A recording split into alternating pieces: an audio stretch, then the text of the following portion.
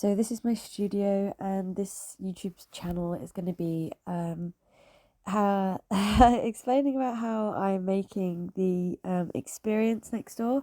This is the first of a YouTube like video I've ever done, so it's just a mashup of all the videos that I've taken while I've been documenting in my experimentation. More to be explained in the video. Got the room next to where the cafe is and where the studio is. So in here is going to be a mythical land that I'm going to create. I'm going to write a story to go along with it.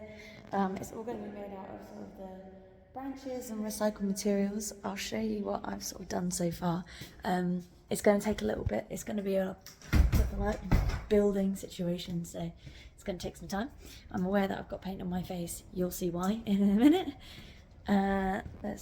So you might have seen the clay people. Well, they're the flower people who used to be fairies in my story, and it's all about their lives. So these are the healers, as I'm calling them, and then there'll be the beach, the wave riders is what I've called them. These are all the sort of the plans, which if you come to the cafe, I'll be more than happy to talk you through. So I'm aware that this looks like a pile of rubbish, but once you get bits of bark and put it on and move it around, it will eventually look like fairy houses, but made from recycled materials.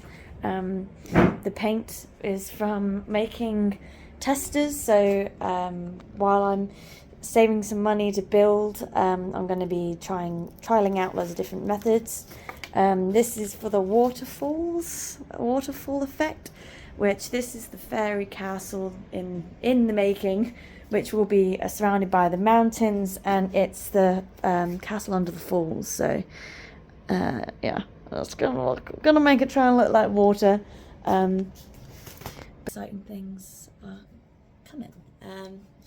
So this is the cardboard houses that I was making, but Dad said that the cardboard was going to be too thin. He's been doing it for a long time, so I trust him. Started to put stuff on it, but yeah, took Dad's advice and made it out of polystyrene, still using some of the recycling on the side there. But this has made it easier to imagine shapes, and this would be the bakery, and that's going to be the chimney. It's helped with the creativity.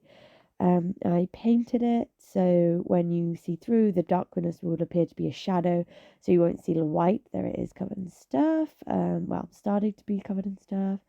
And then this one is kind of hard to see, so it's got stuff all around it, but this is one of the fairy houses with steps all around the outside. And I've started to work with pieces of driftwood in it as well. I'm really starting to like how these houses are turning out. So I am making the rocks, the rock fascia. So I got a box and I stood on it. Basically, I've got loads of leftover Christmas paper and stuff, so I'm going to use that to paper mache over, maybe scrumple some of it up and make sort of like rougher edges, so it's not all, so it's a bit more rock-like. So now we have these rocks, fascia type things. So the plan is to build it up like that on the wall, all the way up, and then where this box has just been shoved in, there would be paper and filling in the cracks, paper macheing over the cracks, and then I'd cover the whole thing in sandstone so it would look like real rock. There's going to be a big rock that comes out here, like a big ledge, in my mind. But yeah. So this is the start of a cloud.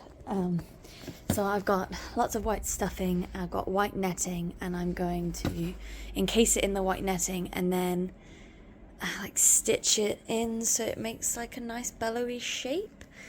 In the story, the sky dragons let off purple and blue glitter as they fly, and it's said in the story that when the sun shines on the clouds, they have the same shimmer. So I need to figure out how to put a bluey, purpley shimmer. I don't think putting glitter in it's going to work because it'll just come out the holes. Maybe dyeing the netting, and then the white will still come through. I'm going to experiment. So I tried putting wool in. I don't know why, because I know it wouldn't work, but there you go. So the clouds, we won't have these lines. That's just the way that it's an odd piece of netting, and I've just wrapped it up with the excess, as I'd actually stitch it and make it all fit. And I like how it's billowing out in places. I think it makes it look way more cloudy. But from underneath, obviously it all needs to be supported, but then it would be nice for bits to hang down and come in their fluffiness. So they're gonna be, that's prototype number 1 for clouds. A part of the journey is collecting all of the materials needed to build the fairyland, as I want everything to look like the fairies have collected it themselves. So there'll be a few videos, I think, of me collecting stuff or the holes of stuff that I find, and this is one of them.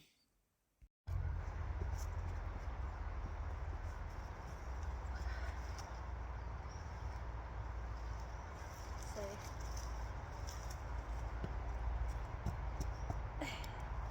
yay! Okay. So someone had ripped this down. Some nice ivy. So once that's dried out, the leaves are dried out, we'll be able to see all the detail in there. So that would be nice. I don't normally rip things down, so I don't like to see other people doing it, but at the same time I'm glad someone did, because now I get to have it. There was this nice big piece of bark that came from a tree, obviously, but it's in one piece, which is nice. Got these 2 other bits of bark, which are nice and long, and then I got lots of little pieces of bark. This one's quite nice because it's quite curvy, so that'll be good. And then there's lots of little pieces which are good for like filling in the gaps. This bit's really green. Yay, green. Which is nice, so I hope it stays green. There was a little bit of moss that someone had ripped out, so I picked that up. And then just nice shaped. I don't really know what draws me to pick things up, but they just.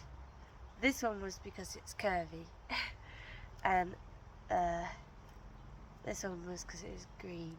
So other than, and this one has got like a nice donk in it as well. I guess that's kind of what draws me to them. But then I got a load of these. Shame I can't see my basket really. These, I don't know what these are. I spend a lot of time in nature, you should probably know what more plants and stuff are called, but I don't. But these. I think that's it. Other than lots of other little bits of bark. But that's good. Got a little hole. Oh, there's a little pumpkin there. Nice. Little pumpkin. So try and keep all of it intact as much as possible in transporting it. So as well as forests, I also go to the beach and collect a lot of stuff that will be used for the wave riders. Here's a little video of me now gonna show you how I have to strap things to my back because I cannot leave a good piece of food behind.